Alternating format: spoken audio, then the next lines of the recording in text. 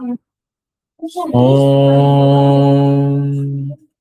Bhurbhuvah Swaha Tatsaviturvarenyam Bhargo Devasya Dhimahi Dhiyo Yona Prachodaya. Om Shanti Shanti Shanti. Oferecemos nossas mais humildes reverências aos divinos pés de lótus de Bhagavan Sri Satya Sai Baba.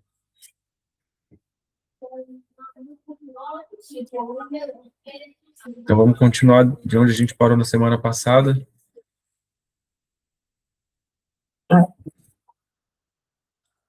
Antes do seu nascimento, quem é a mãe? Qual é a sua relação com ela ou vice-versa? Antes do casamento, quem é o marido e quem é a esposa? Somente depois do casamento você se torna marido e mulher. É somente após o nascimento que se desenvolve um relacionamento entre mãe e filho. Assim, não existe relacionamento antes disso e depois disso. Todas essas relações ocorrem apenas nesse período intermediário. Esses sentimentos de posse, mamátua e apego, abhimana, são o resultado de uma aberração de nossa visão apenas. Quando nós reconhecemos esses defeitos de maneira adequada, não haverá espaço para tais sentimentos. A renúncia, Tyaga, é Tarakam, ou seja, aquilo que protege e ajuda a cruzar o oceano da existência mundana, Samsara. E o apego, Abhimana, é Marakam, ou seja, morte e destruição. Vou reler. Antes do seu nascimento, quem é a mãe? Qual é a sua relação com ela ou vice-versa? Antes do casamento, quem é o marido e quem é a esposa? Somente depois do casamento você se torna um marido e mulher. É somente após o nascimento que se desenvolve um relacionamento entre mãe e filho. Assim, não existe relacionamento antes disso e depois disso. Todas essas relações ocorrem apenas nesse período intermediário. Esses sentimentos de posse, mamátua e apego, abhimana, são o resultado de uma aberração de nossa visão apenas. Quando nós reconhecermos esses defeitos de maneira adequada, não haverá espaço para tais sentimentos. A renúncia, Tyaga, é Tarakam, ou seja, aquilo que protege e ajuda a cruzar o oceano da existência mundana, Samsara. E o apego, Abhimana, é Marakam, ou seja, morte e destruição, Sairana.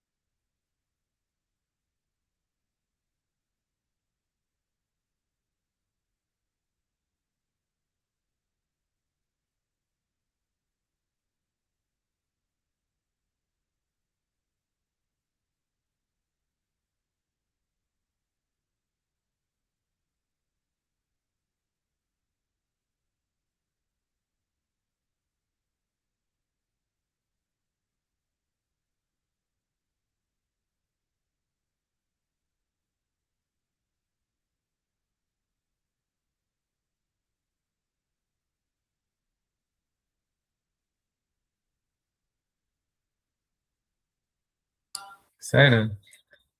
Então, aqui Swami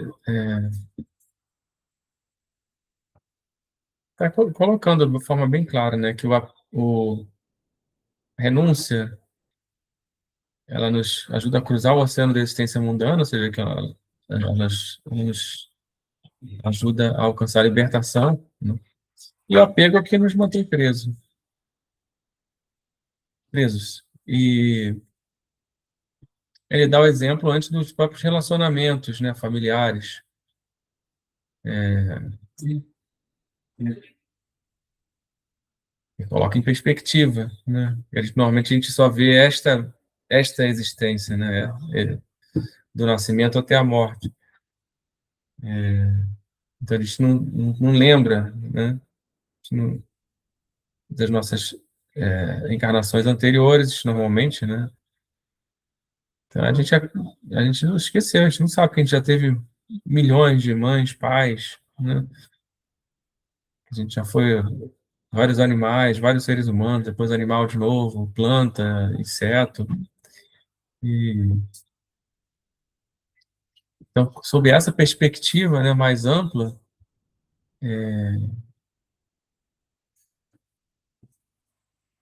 realmente o apego que a gente desenvolve, né, ele perde um pouco o sentido, né? Porque a gente sempre está se apegando a uma coisa que você sabe que um dia você vai perder, né?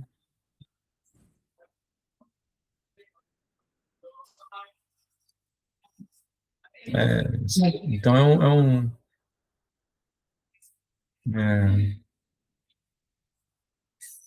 o apego nos mantém, né, presos a esse ciclo, que esse ciclo é o ciclo de morte e destruição, né? Onde tem nascimento, tem morte. Sério.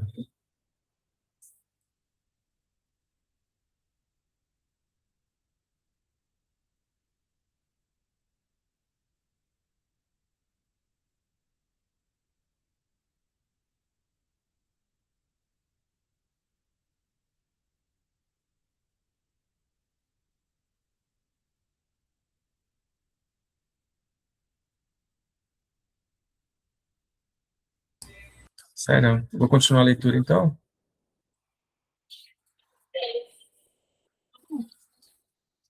O ser individual, Jivatma Tattva, está sempre imerso no Ser Supremo, Brahma Tattva ou Paramatma Tattva. Isso significa que não devemos desenvolver apego, abhimana, e o sentimento de meu, mamakara, mesmo nos estados de sonho, swapna, e de sono profundo, sushupti. Quando você desenvolve um forte sentimento de posse, mamatva, no estado de vigília, jagrata, o mesmo sentimento em uma forma sutil aparece no estado de sonho, swapna. O estado de sonho é como um espelho. Quaisquer que sejam as experiências que tenhamos no estado de vigília, seus reflexos aparecerão eventualmente no estado de sonho. O estado de vigília e o estado de sonho são como o objeto e sua imagem. No estado de vigília, se reconhecermos a verdade, seguirmos o caminho correto e alcançarmos um nível superior, será possível visualizarmos os reflexos da verdade e da eternidade no estado de sonho. Portanto, devemos gradualmente descartar os defeitos e impurezas nos objetos e tentar alcançar um estado de desapego, vairagya. Vou reler. O ser individual, Jivatma Tattva, está sempre imerso no Ser Supremo, Brahma Tattva, ou Paramatma Tattva. Isso significa que não devemos desenvolver apego, abhimana, e o sentimento de meu, mamakara, mesmo nos estados de sonho, sopna, e de sono profundo, sushupti. Quando você desenvolve um forte sentimento de posse, mamatva, no estado de vigília, jagrata, o mesmo sentimento, em uma forma sutil, aparece no estado de sonho, swapna. O estado de sonho é como um espelho. Quaisquer que sejam as experiências que tenhamos no estado de vigília, seus reflexos aparecerão eventualmente no estado de sonho. O estado de vigília e o estado de sonho são como o objeto e sua imagem. No estado de vigília, se reconhecermos a verdade, seguirmos o caminho correto e alcançarmos um nível superior, será possível visualizarmos os reflexos da verdade e da eternidade no estado de sonho. Portanto, devemos gradualmente descartar os defeitos e impurezas nos objetos e tentar alcançar um estado de desapego, vairagya, Sairam.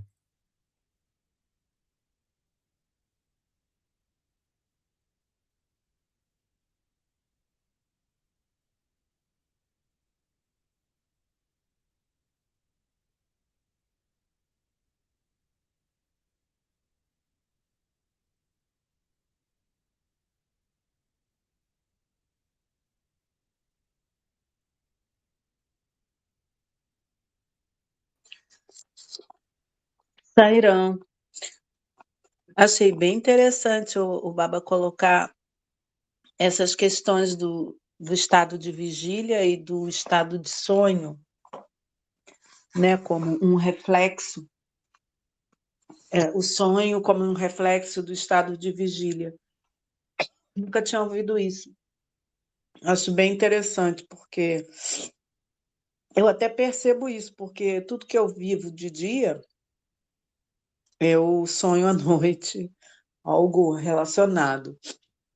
Inclusive, eu sou uma pessoa que não gosta de ver filmes, principalmente de violência, porque eu sonho à noite com aquilo. E achei interessante, então, ele ensinar a gente a cultivar, durante o estado de vigília, esse desapego e viver, buscar as coisas superiores, né? O contato com o divino e os ensinamentos sagrados, para que também no estado de sonho a gente possa viver esse reflexo e nos ajudar a contemplar a verdade, né? A ver a verdade. Eu achei isso muito interessante, Sairam.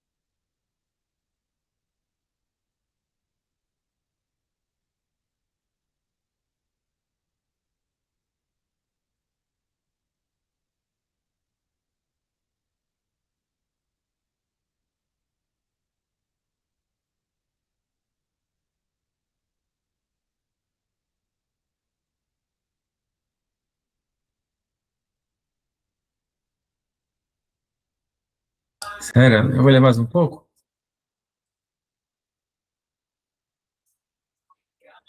Com o passar do tempo, todas as coisas neste mundo objetivo sofrem uma mudança. Nós consideramos a comida preparada hoje como boa, fresca e pura. Quando ela está quente, seu sabor e frescor são bastante aceitáveis. Ela é como néctar, amrita, para nós.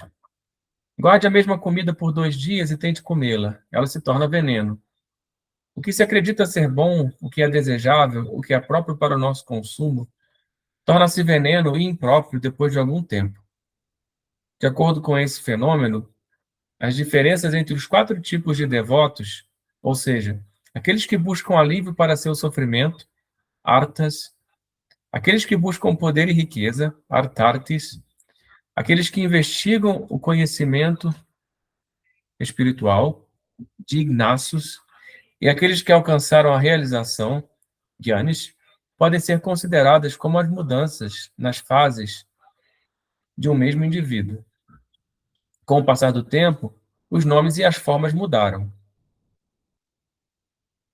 O homem está sujeito a várias mudanças neste mundo, a saber, quem são os pais, quem são os filhos, quem são os amigos, quem são os inimigos. A quem pertence essa riqueza? A quem pertencem essas casas? Quem são as pessoas que residem nessas casas? Quem somos nós? Onde moramos em nosso nascimento anterior? Onde iremos residir no nosso próximo nascimento? Etc. Todas essas são grandes questões para as quais não há respostas. Tudo é incerto.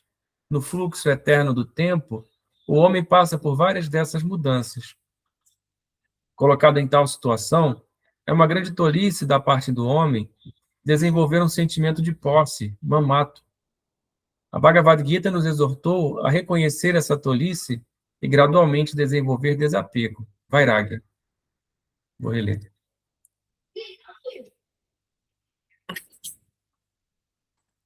Com o passar do tempo, todas as coisas neste mundo objetivo sofrem uma mudança. Nós consideramos a comida preparada hoje como boa, fresca e pura. Quando ela está quente, seu sabor e frescor são bastante aceitáveis. Ela é como néctar, amrita para nós. Guarde a mesma comida por 2 dias e tente comê-la. Ela se torna veneno. O que se acredita ser bom, o que é desejável, o que é próprio para o nosso consumo, torna-se veneno e impróprio depois de algum tempo. De acordo com esse fenômeno, as diferenças entre os 4 tipos de devotos, ou seja, aqueles que buscam alívio para seu sofrimento, artas, aqueles que buscam poder e riqueza, artartes, aqueles que investigam o conhecimento espiritual, dignaços, e aqueles que alcançaram a realização, gyanis, podem ser consideradas como as mudanças nas fases de um mesmo indivíduo. Com o passar do tempo, os nomes e as formas mudaram. O homem está sujeito a várias mudanças neste mundo, a saber, quem são os pais, quem são os filhos, quem são os amigos, quem são os inimigos, a quem pertence essa riqueza, a quem pertencem essas casas, quem são as pessoas que residem nessas casas, quem somos nós, onde moramos em nosso nascimento anterior, onde iremos residir no nosso próximo nascimento, etc. Todas essas são grandes questões para as quais não há respostas. Tudo é incerto. No fluxo eterno do tempo, o homem passa por várias dessas mudanças. Colocado em tal situação, é uma grande tolice da parte do homem desenvolver um sentimento de posse, mamattva. A Bhagavad Gita nos exortou a reconhecer essa tolice e gradualmente desenvolver desapego, vairagya. Sairá.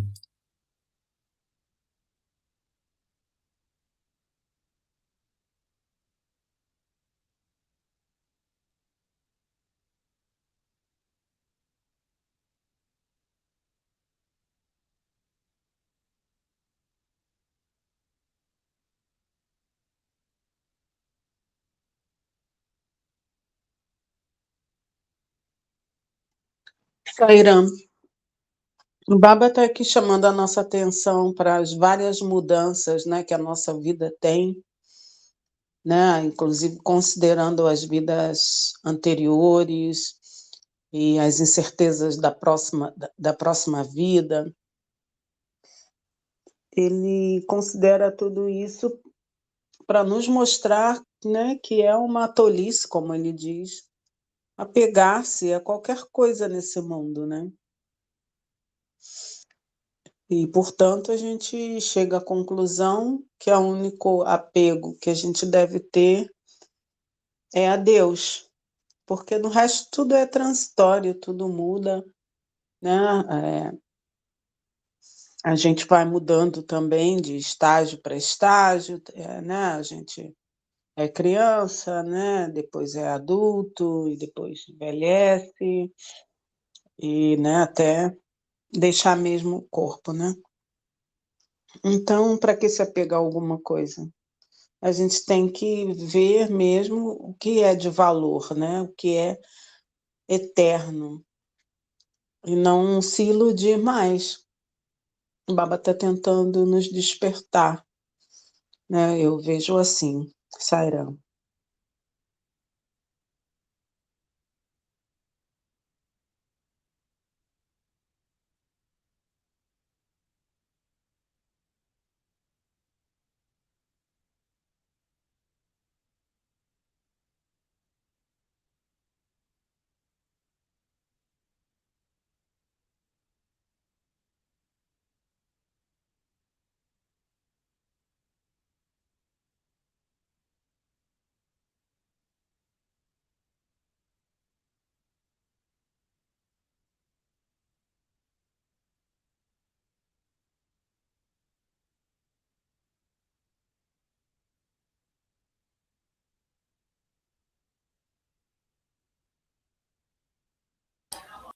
Acho interessante também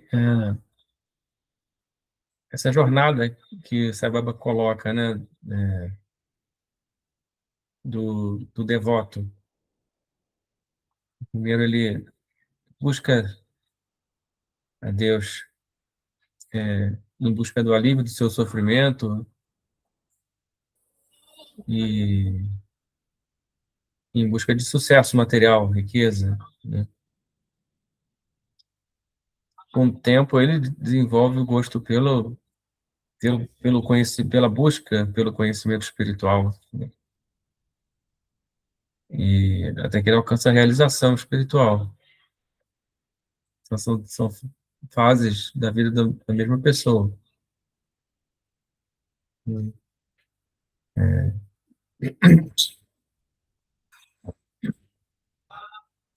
sinto que esses dois primeiros, né, aquele que está buscando a riqueza, que está buscando alívio para o sofrimento, são duas fases, né, que se sucedem nas diversas circunstâncias da vida e das vidas sucessivas de cada pessoa, né? Uma hora você é rico, né? Depois você nasce numa família pobre, você é pobre, depois você é rico de novo. E, e quando você está nesse ciclo, você tá preso nele, né? Uma hora você está em cima, uma hora você está embaixo. Só quando você desenvolve o interesse pelo conhecimento espiritual, é que você está começando a entrar no caminho da libertação, né?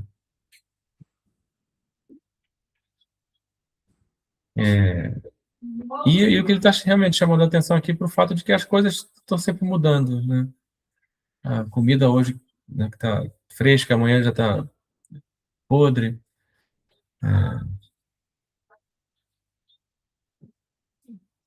É tudo muito incerto, né? Não tem como você se agarrar em algo desse mundo que está sempre mudando, né, para servir de suporte, né?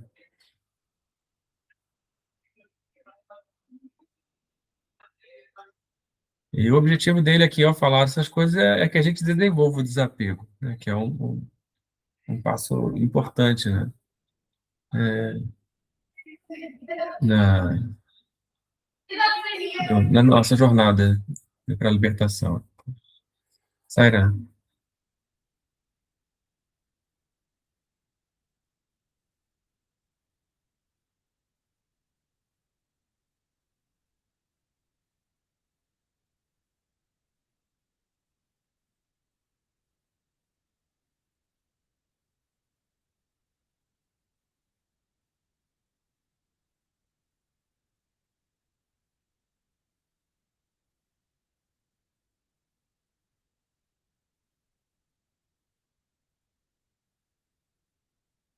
Saira, eu vou continuar então a leitura. Lembrando que a minha pronúncia dos termos em sânscrito, de um modo geral, bem tosca, não é? Não deve ser usado como referência.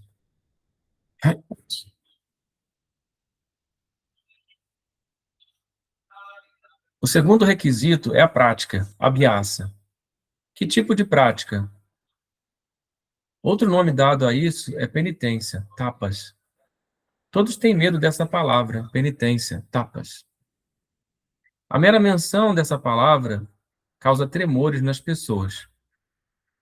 Normalmente entendemos penitência, tapas, como ir para a floresta, comer raízes e folhas e observar uma rotina rigorosa. Não, isso não é penitência, tapas. Isso é enfraquecer o corpo com certas práticas externas. Verdadeira penitência, tapas, é enfraquecer as qualidades, gunas, da atividade, rajas, e da inércia, tamas, e remover os defeitos, as deficiências e as impurezas dos sentidos. Essa é considerada a interpretação correta da palavra penitência, tapas. Vou reler. O segundo requisito é a prática, abhyasa. Que tipo de prática? Outro nome dado a isso é penitência, tapas. Todos têm medo dessa palavra, penitência, tapas. A mera menção dessa palavra causa tremores nas pessoas.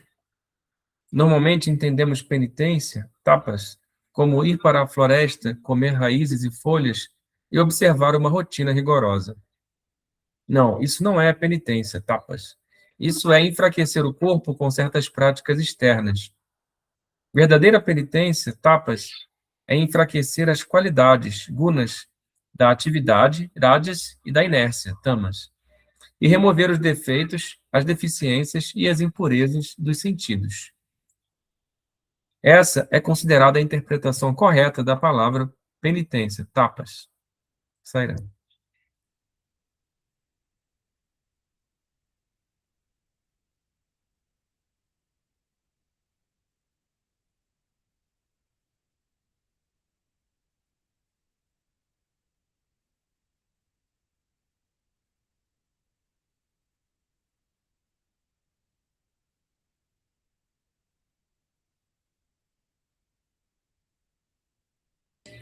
Sairá.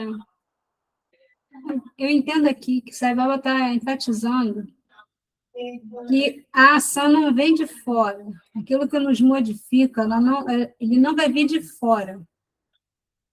O que nos modifica, de fato, vem de dentro de nós mesmos, tá? É interno, né? Tanto que ele fala que esse tipo de penitência que ele cita, ele é enfraquecer o corpo com práticas externas, né? As práticas externas enfraquecendo o corpo, e não necessariamente fazendo com que ele padeça para se libertar. Não é essa a ideia. A ideia é de você fazer uma autoobservação para conseguir enfraquecer essas qualidades, né? Da atividade e de inércia. Sendo que existe a terceira qualidade, né? Que é sátua. Então, as palavras, para mim, no meu ponto de vista, elas nos pregam uma peça, porque, por exemplo, eu, né, sou apegada a elas, né? Meu entendimento, ele surge pelas palavras, né? Eu penso uma coisa, eu penso nas palavras. Eu leio algo para saber do que se trata por meio das palavras. Então, quando você vê atividade e inércia, você pensa, e aí, o que eu vou fazer? Né? Mas a gente não pode esquecer que existe uma terceira qualidade, né? Que é a sátua, que é a pureza. E dentro da pureza vai haver atividade e inércia também, provavelmente.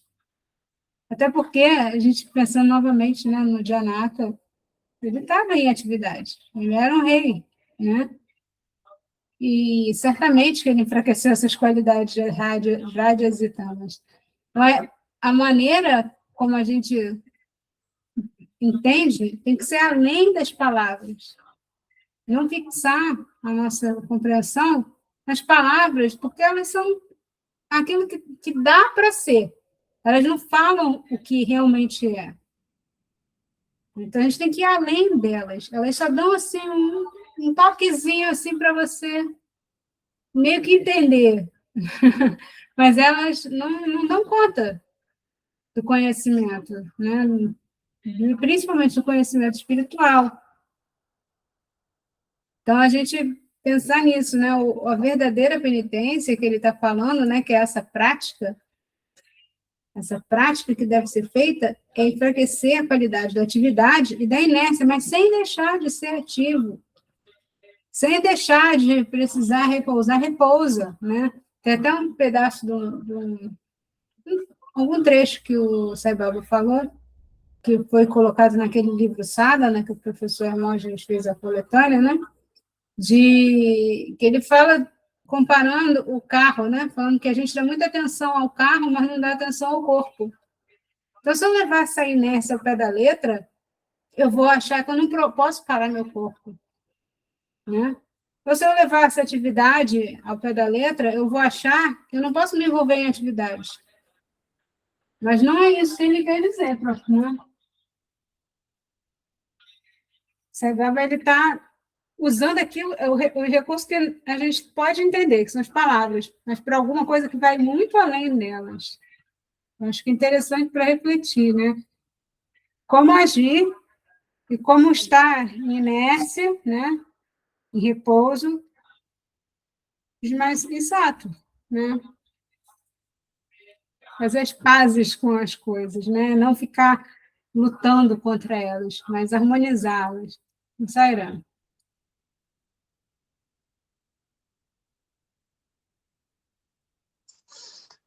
Sairão. Eu entendo aqui que quando, né, é muito interessante, né, ele falar o que é a verdadeira penitência, porque realmente, como ele diz, né, essa palavra penitência, né, tapas, causava assim um medo, da vontade até de largar o caminho espiritual, porque a gente não está afim de sacrifícios, ir para a floresta, comer raízes e frutas. E é, realmente, como a Carol falou, né, isso aí é penitência para o corpo. E que culpa tem o corpo de qualquer coisa, né? Se o corpo o corpo é inerte, né? É a alma, a mente que dá vida ao corpo.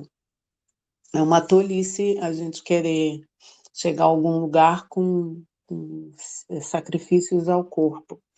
Então, quando ele fala aqui, né, que a verdadeira penitência é enfraquecer, né, essas qualidades de rádias e tamas, eu entendo que o oposto é o verdadeiro, né? Ou seja, fortalecer as qualidades sáttvicas, que a gente sabe que a sattva é a qualidade de maior pureza, né? Equilíbrio, equanimidade, né? A própria devoção está ligada à atividade sátvica, e uma vida mais saudável, mais pura. E é interessante que ele fala, né? Remover os defeitos, as deficiências e as impurezas dos sentidos. Quer dizer, né? Como a gente pode dizer, é o próprio equilíbrio, né? Não deixar os sentidos correrem desgovernados, né? Não sermos atraídos pelos objetos dos sentidos e ter essa busca insana, né? Por satisfazer os sentidos, né? E isso também é falta de pureza, né? De qualidade sática, de uma mente mais pura e, portanto, mais propícia a poder refletir a verdade, né? A nossa realidade, porque a qualidade de tamas, ela é muito, né? Né? Se a gente tiver em desequilíbrio, né? Assim, mais tamas, a gente é sujeira, é negligência, é falta de entusiasmo para fazer as coisas, né? Também o tipo de alimentação, né? De tamas, né? Não sei muito sobre isso, né? Mas sei que aquela pessoa que come a comida gelada da geladeira, né? Pega a comida da geladeira gelada e não esquenta a comida, ou come aquela comida feita há vários dias, tudo são qualidades tamásicas, né?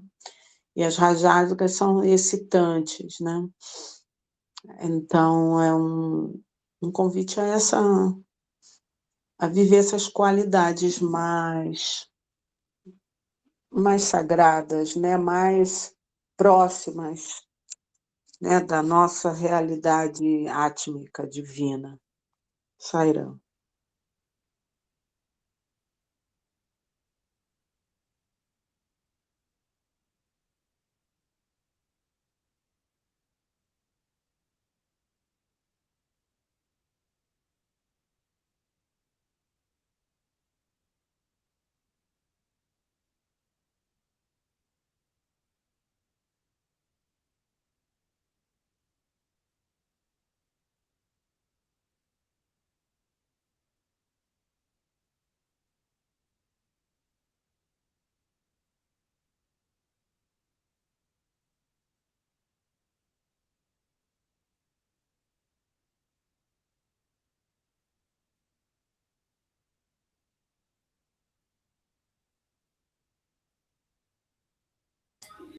Saira, eu vou continuar então.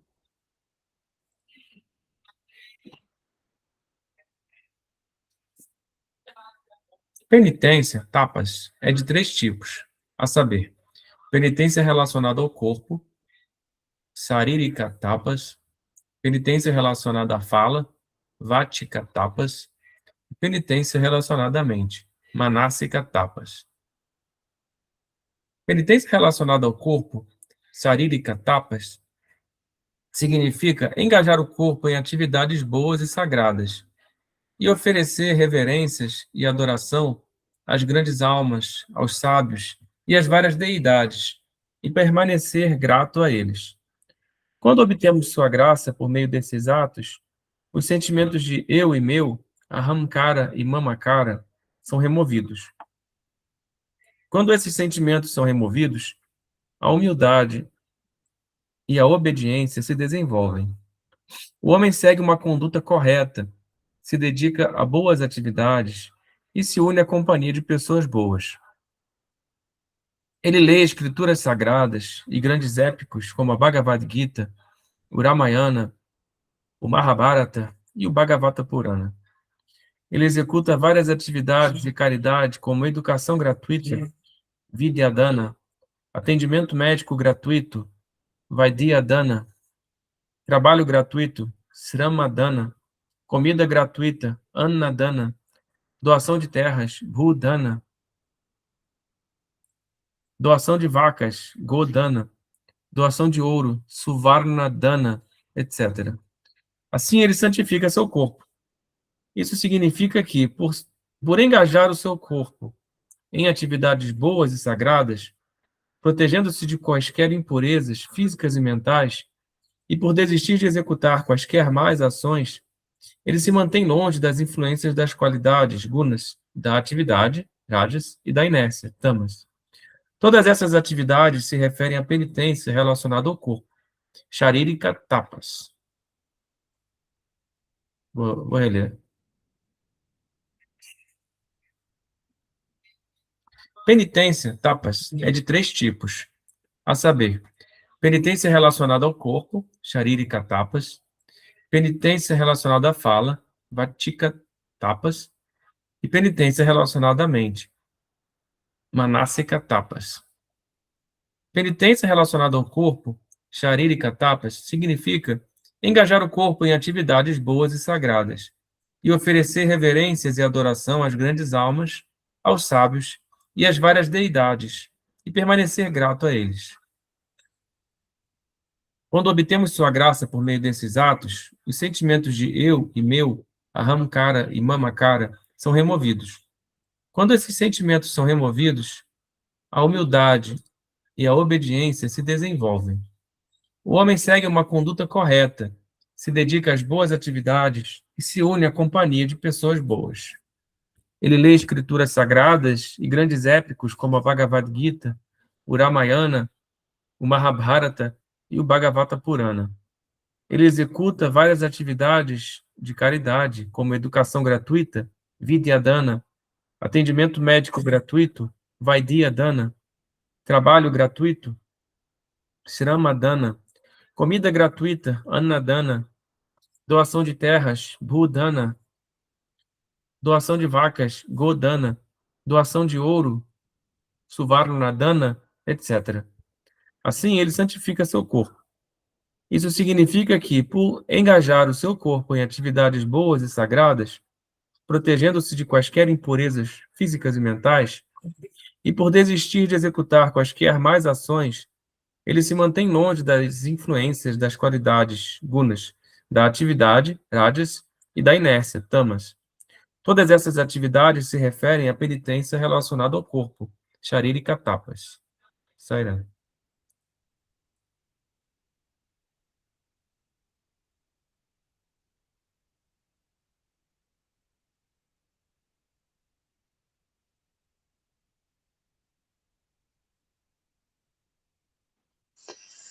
É bem interessante que ele coloca a penitência relacionada ao corpo como engajar o corpo em atividades boas e sagradas.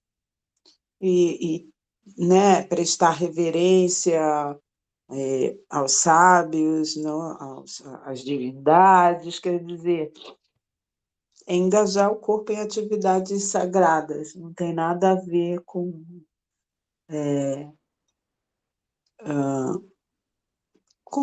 fazer com que o corpo sofra, né, deprivações e coisas desse gênero. Sairã.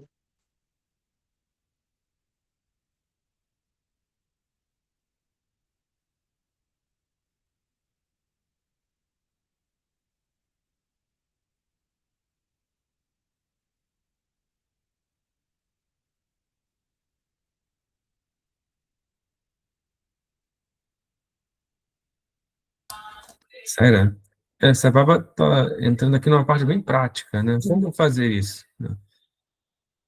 Ele anteriormente havia dado mais uma definição, né, do que é penitência. E aí eu fiquei com essa pergunta, né? Como fazer, né? Que, em termos mais práticos. E aí, nesse parágrafo, ele vem com a resposta. Eu começo a responder, né? Como fazer, que muitas vezes é essa a nossa dificuldade, né?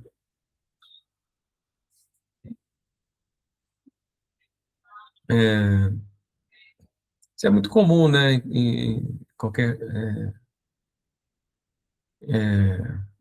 grupo religioso, espiritual, você ouve esse tipo de questão, né? Que as pessoas têm boas intenções, né? A gente vai num local religioso, a gente ouve, né, discursos, né, edificantes em termos de comportamento em termos até dos sentimentos que você deveria cultivar. Mas quando a gente vai viver o nosso dia a dia, a nossa rotina, né, muitas vezes a gente fica sem uma referência, assim, um apoio, né,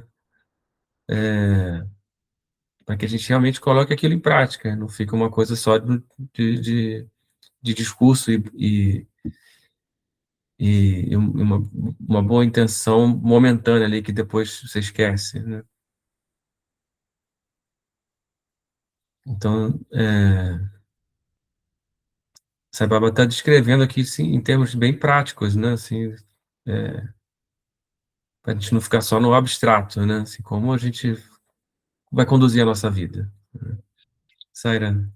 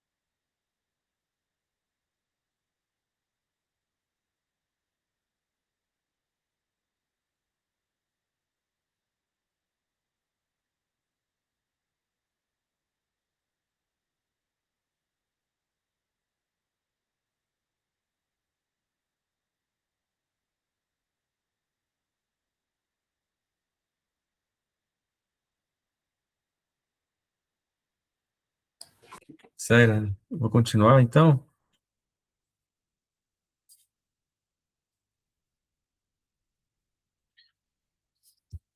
Com relação à penitência relacionada à fala, vática tapas, isso significa falar palavras puras, sagradas e agradáveis, cheias de verdade. Mesmo a verdade que você fala não deve ser dura e pungente, causando agonia mental e física aos outros.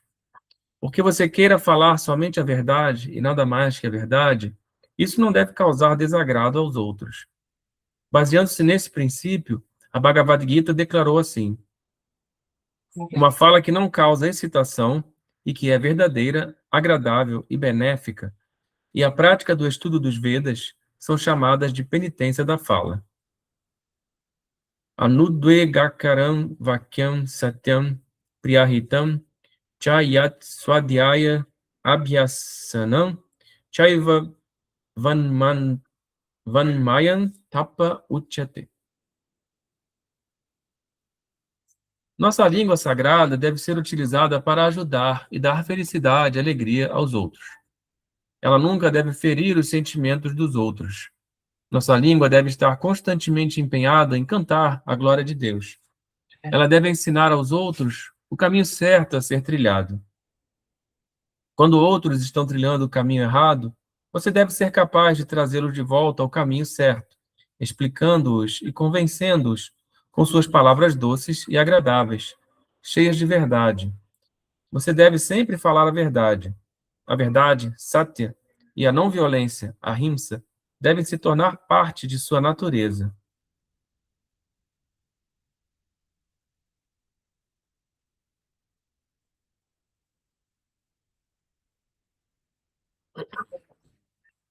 Algumas vezes, é possível que, ao aderir à verdade e à não violência, você enfrente muitos problemas. Podem surgir vários obstáculos para praticar essa penitência, tapas. Havia um sábio que estava profundamente engajado em penitência, tapas. Somente nesses dois valores, verdade e não violência. Ele havia jurado que não falaria mentiras, nem faria mal a ninguém. Tendo ouvido falar de sua adesão inabalável aos valores, Diksha, um caçador mal intencionado jurou desviar a atenção do sábio de seu caminho, de uma forma ou de outra. Ele veio correndo atrás de um antílope na frente do ashram, onde esse sábio estava fazendo suas penitências, tapas. O sábio viu o antílope escondido em um arbusto espesso. O caçador que corria atrás do antílope aproximou-se do sábio e perguntou-lhe se ele sabia onde estava o antílope. Com essa pergunta, o sábio entrou em uma situação difícil. Ele estava em um dilema. Se ele revelasse o local onde o antílope estava escondido, o caçador atiraria uma flecha e o mataria. Se ele não revelasse, isso equivaleria a falar uma mentira. Em ambos os casos, ele estaria com problemas. Portanto, ele pensou em um plano pelo qual poderia salvar a si mesmo e também ao antílope. Ele respondeu: aquilo que viu não pode falar. Aquilo que pode falar não viu. Os olhos viram, mas não podem falar. A língua pode falar, mas não viu. Uma parte vê e a outra fala. Como isso pode ser a verdade? Portanto, por gentileza, vá e pesquise por si mesmo. Em tal situação, é necessário adotar essas táticas. Em uma situação como essa, nós não devemos falar nem a verdade nem a mentira. Você nunca deve falar mentiras em nenhuma circunstância. Se você não quer falar a verdade por qualquer motivo, é melhor ficar calado. Você não precisa falar mentiras. Vou reler.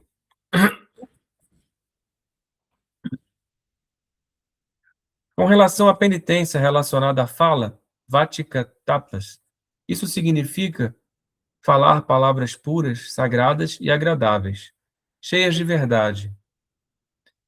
Mesmo a verdade que você fala não deve ser dura e pungente, causando agonia mental e física aos outros. Porque você queira falar somente a verdade e nada mais que a verdade, isso não deve causar desagrado aos outros.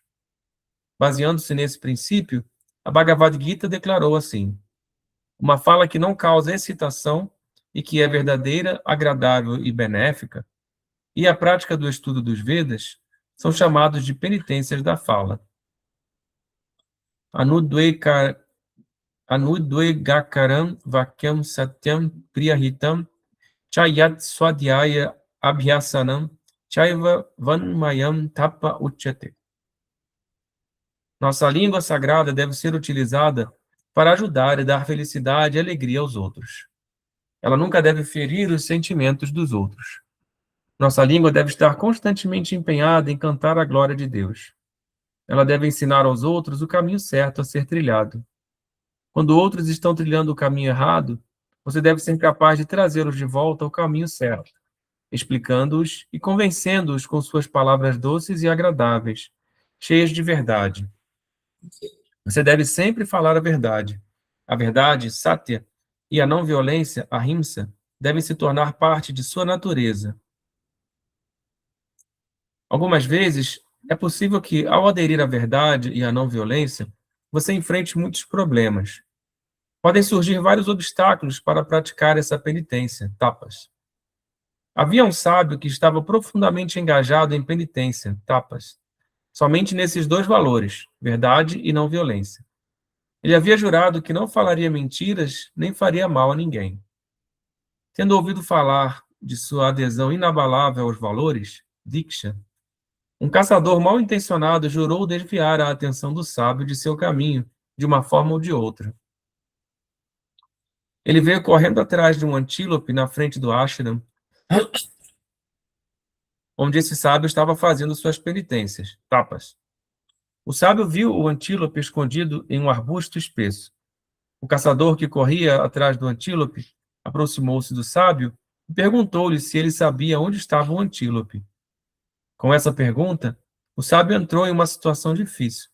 Ele estava em um dilema. Se ele revelasse o local onde o antílope estava escondido, o caçador atiraria uma flecha e o mataria.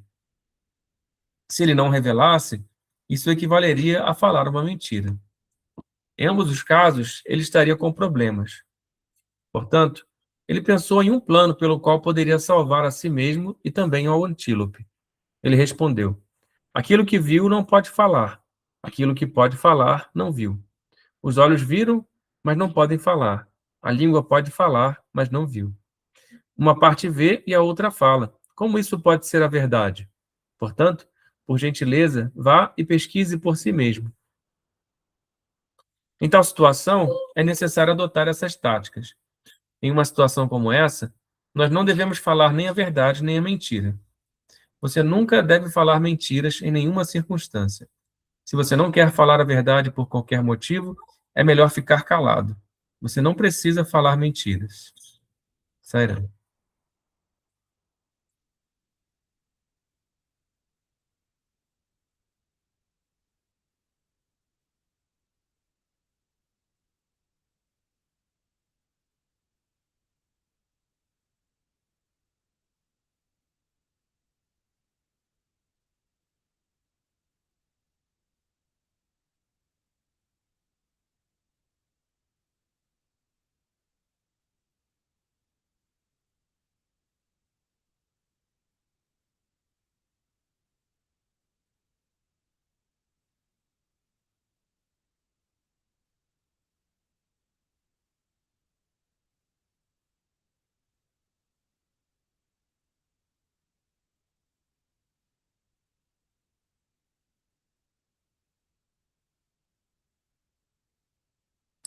Será? Eu lembrei daquela também consideração de quando a gente for falar, pensar, né? Se o que vamos falar é verdade, se é benéfico, se é agradável. E se alguma dessas perguntas tiver não, né? Então não fala. Eu acredito até que tem mais um item, né? Mas eu me lembrei no início aí desse trecho que foi lido, né? De buscar nesse tipo de táticas, né? Nesse tipo de penitência da fala, a busca é por falar agradável, por falar o que é verdadeiro, né? E o que vai ser benéfico enfim, para o mundo, né? Vamos dizer assim. Então, a gente, até pensando assim, né? Isso vai contrário ao que a gente considera como penitência aqui no Ocidente, né? Às vezes você vai ficar uma benesse, né? E ele fala um negócio aqui que, no final, que é exatamente isso. A gente não precisa falar, né? Na verdade. Não tem necessidade da fala. Mas não falar mentira é fundamental, né? Essa história do sábio, ele fala várias vezes, eu acho muito, muito bonita, e muito inteligente a maneira, é muito bem observada, né? Porque ele atribui sentidos, né? Sentido que vê não fala, sentido que fala não vê. Foi muito bom. Será?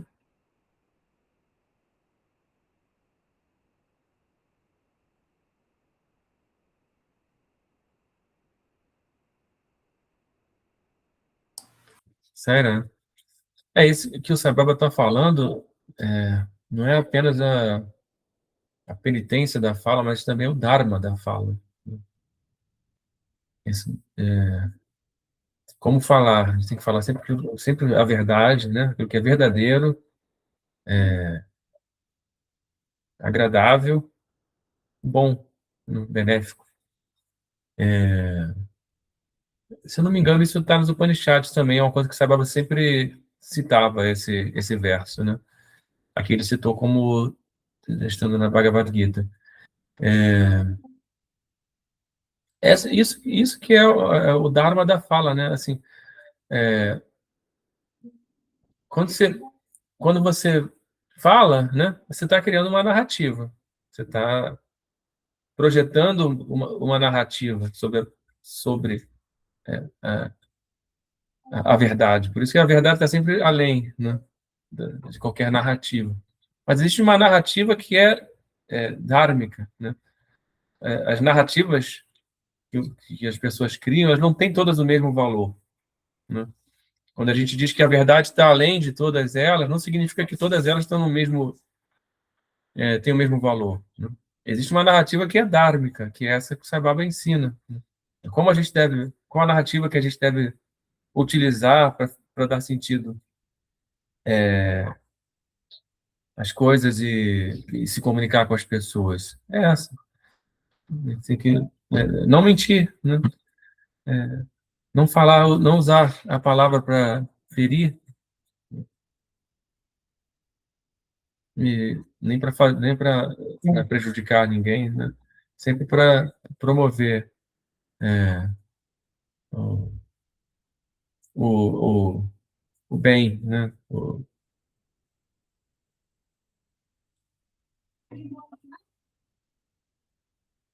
E isso daí, né, e falar docemente, né? Como ele fala, suavemente, isso daí para mim já é o sadhana suficiente para, né, para a nossa vida toda. Se a gente simplesmente lembrar disso e lembrar de colocar em prática, a gente já vai estar fazendo um grande sadhana, uma grande penitência também. Sai, né?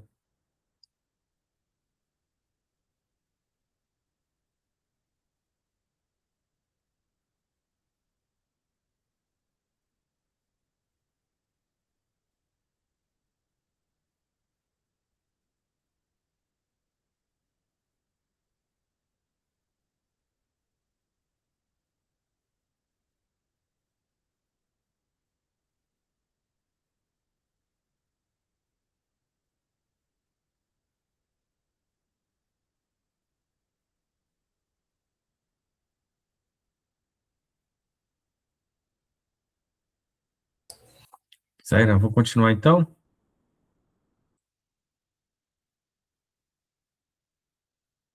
Terceiro tipo de penitência, tapas, isto é, a penitência relacionada à mente, manasika tapas, tem uma influência sobre os dois tipos anteriores. A penitência relacionada à mente, manasika tapas, nos ordena que sempre cultivemos bons pensamentos.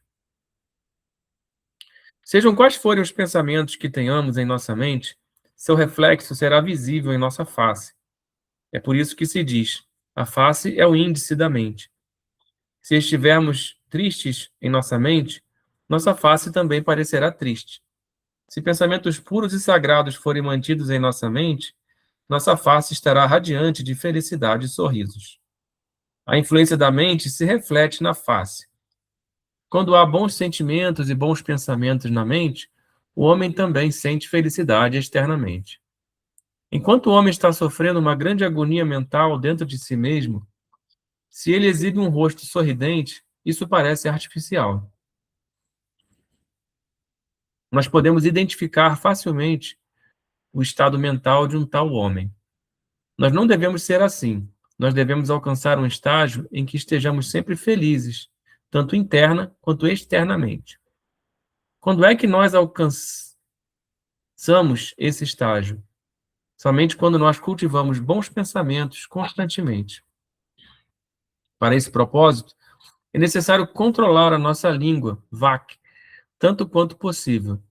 Devemos observar silêncio, mouna, diariamente por pelo menos algumas horas. Somente então a mente terá algum descanso. Também é possível purificar a mente praticando a repetição do nome de Deus, japa, a meditação, dhyana, e a leitura dos Vedas e Escrituras, Veda Dhyayana. Todas essas práticas são destinadas à purificação da mente.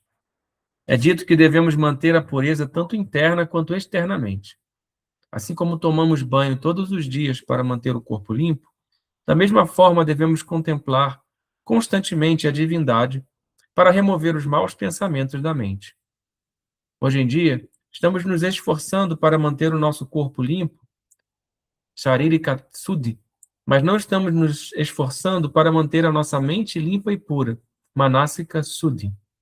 Bons pensamentos, boas intenções e bons sentimentos ajudam a manter a pureza da mente, Manasika Suddhi. Vou reler.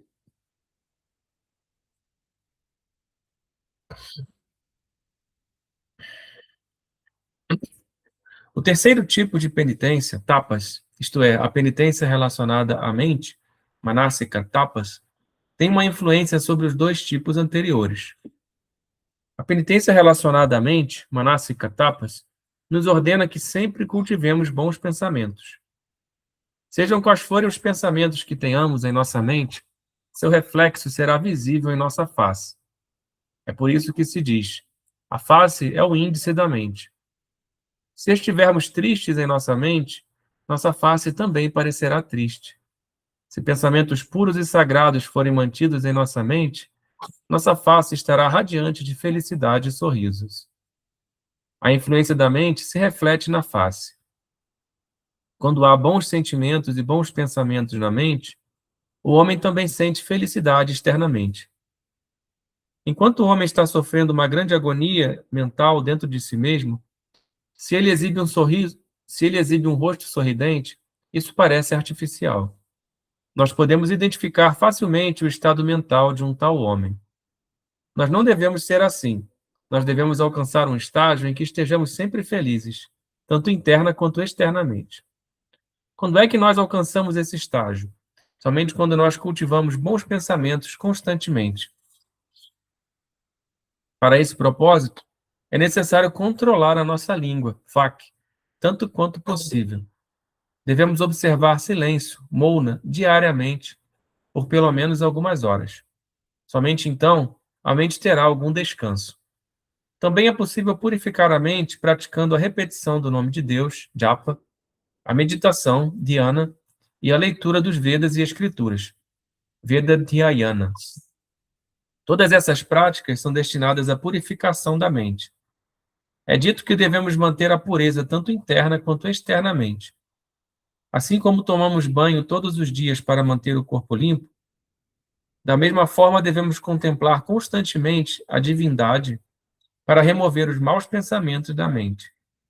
Hoje em dia, estamos nos esforçando para manter o nosso corpo limpo, Sharirika Suddhi, mas não estamos nos esforçando para manter a nossa mente limpa e pura, Manasika Suddhi.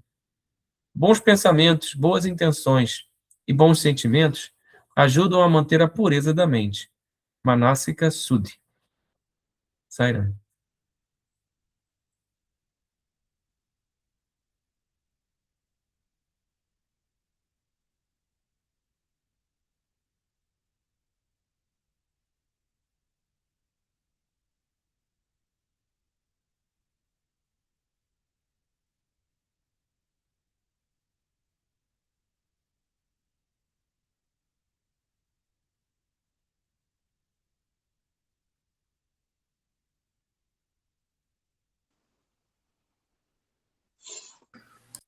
Sairam. O Baba aqui, ele, né, falou dos três tipos de penitência, né? Do corpo, da fala e agora da mente. A importância de manter uma mente pura. Ele coloca aqui que a gente se preocupa com a limpeza do corpo, né? Mas muitas vezes nós nos preocupamos com a limpeza da mente, né? A mente não deve ser descuidada. É interessante que ele coloca, né, que a gente deve ter sempre bons pensamentos para que possamos ser sempre felizes interna e externamente. Quer dizer, é muito interessante como o Baba, né, ele é prático, né, nesse texto, como o Rubens falou, né, ele está dando a prática, o que a gente deve fazer. E, ao mesmo tempo, é uma prática simples, né? Eu vejo que a gente sofre mais do que o que deveria, porque a gente não conhece, né, como o Baba fala, que Deus é simples, o demais é que é complicado, todo o resto é complicado, né? Porque a nossa mente complica, acha que as coisas têm que ter caminhos rebuscados. Quando é simples a receita que ele dá, ó, tenha bons pensamentos, né? Cultive sempre bons pensamentos e você será feliz interna e externamente.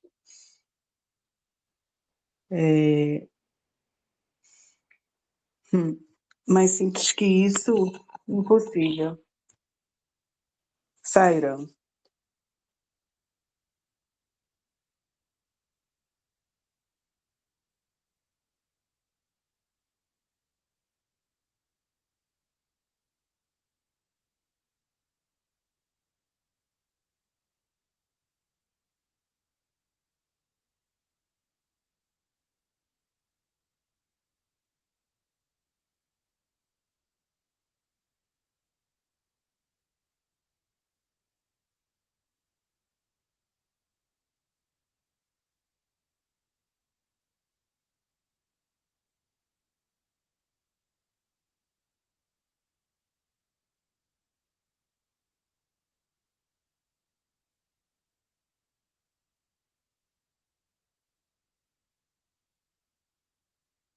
Sairá. Essa prática da mente, como ele falou, né, está ligada às outras duas, né, tanto da fala quanto do corpo. Sabe uma frase, por exemplo, né, a gente vê, para eu ter bons pensamentos, boas intenções, bons sentimentos, obviamente eu vou falar coisas boas, né, agradáveis, verdadeiras. E também, obviamente, eu vou me engajar em atividades também com a mesma qualidade.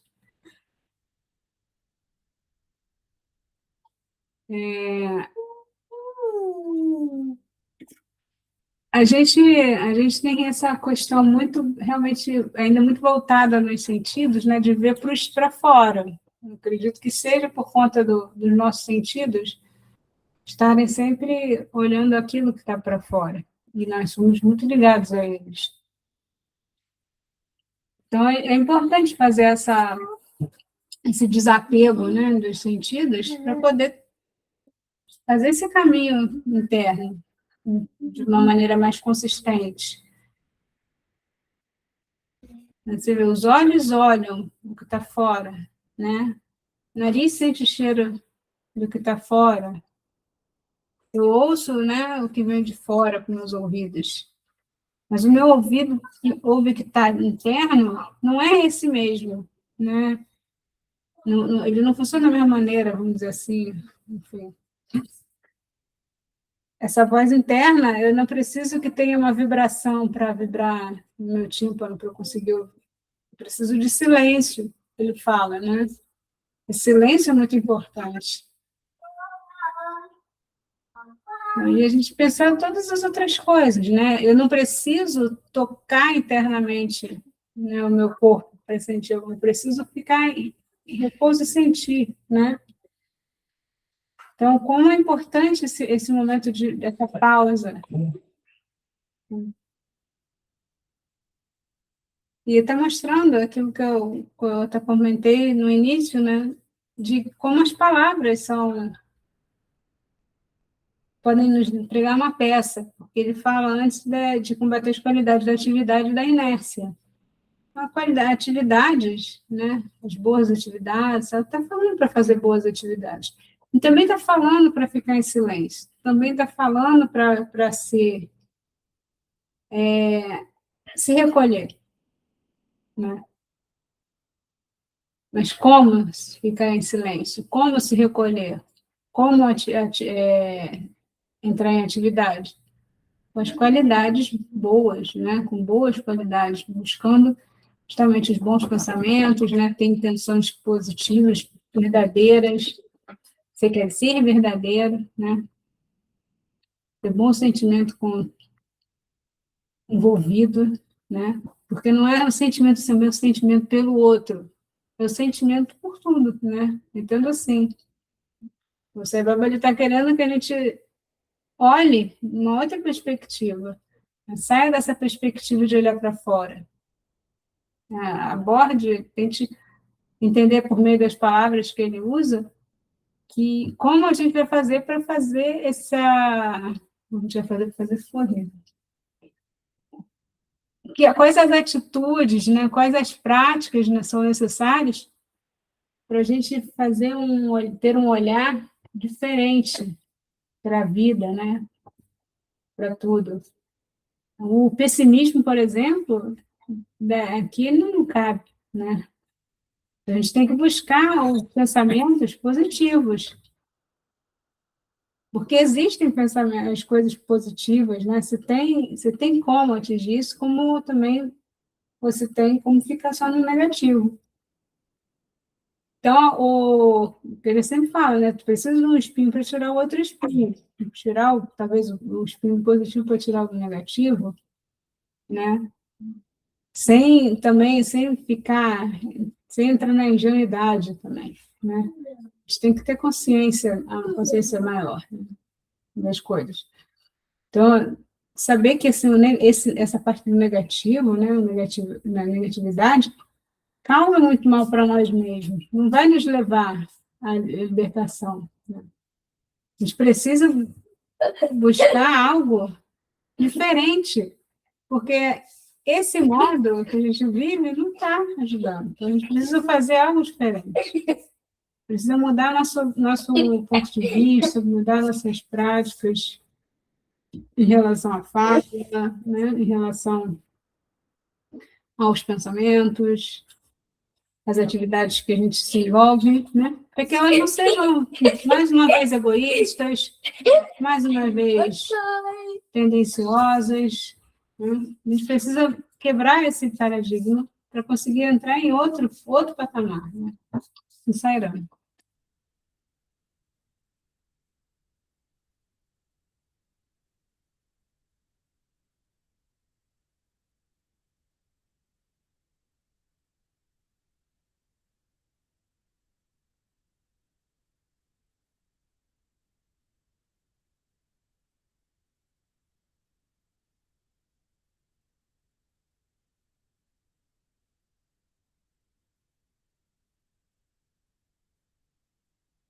Sério?